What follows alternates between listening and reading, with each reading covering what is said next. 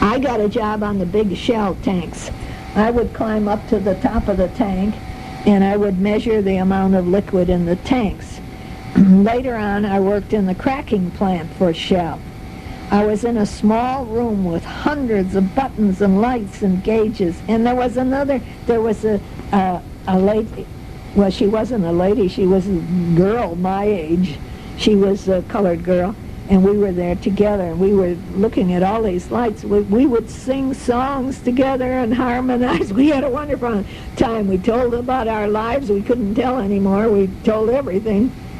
And then, if the light or the buzzer started going off, we would holler help, and someone who knew something would come and give us a hand. You know, we were just there to see that if something went amiss, then run and get somebody else. After we left California, we went to Clinton and tried to live a life. Then on September 21st, 1947, Sally was born on Gobbler's Knob, about a mile below my folks' house in a little tiny shack house.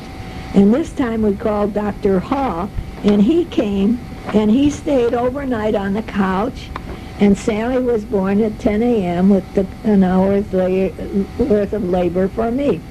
She was 8.5 pounds, and a redhead, and a girl, and it was perfect. First a boy, and then a girl.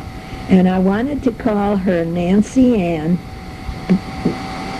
Ann after my mother. Nancy, I thought would go good with red hair. But the Southerners won again, and she was named after old Aunt Sally Jane. Also, they won before she was born. I wanted Dr. Hutto again. I liked him. He was an old country doctor, but Jim said he was too old-fashioned and said I had to have Dr. Hall. I never saw either doctor before or after the birth, but everything went fine for me. Maybe if I had seen the doctor before, he would have told me not to gain 40 pounds, and then I wouldn't have gotten that vein leg that hurts for 20 years before it was operated on. Who knows? Dr. Hutto had me sit on Jim's lap when the pains were strong, and that way the baby came fast because of the pressure of sitting down. Dr. Hall was much too sophisticated for that, so I had to have more labor. I said it was 1 hour, it was 2 hours.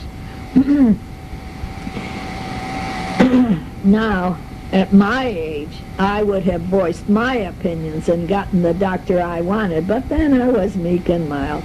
I know it is hard to believe, but it's true. This old house had no lights and no water. The toilet was outside, and my dad had cemented a spring up the road and made a pool of water, and then he laid pipes down to my kitchen so I would have water. The pipes were laying on the ground, so when it was warm weather, we had hot water for dishes and washing and for the outdoor shower. I could be in the shower and wave to the people passing by on the road. There was wood in front of me, of course. They weren't watching me in the shower. They would be stopping, not just waving. What is that over there? Hey, we're coming to the end. I don't want to start on another thing here. So we'll just wait until it gets to the end, because I can't get all of my life in one tape. I had to go and buy number 120 minutes as it was, because the 90s didn't do enough. You'd have to have 3 or 4 tapes, and you don't want that. I figure with this here, we'll get it on 2 tapes, and that'll be it. We'll cut it short. I'll cut out all the good juicy parts so you won't see that. Molly is chewing bones here.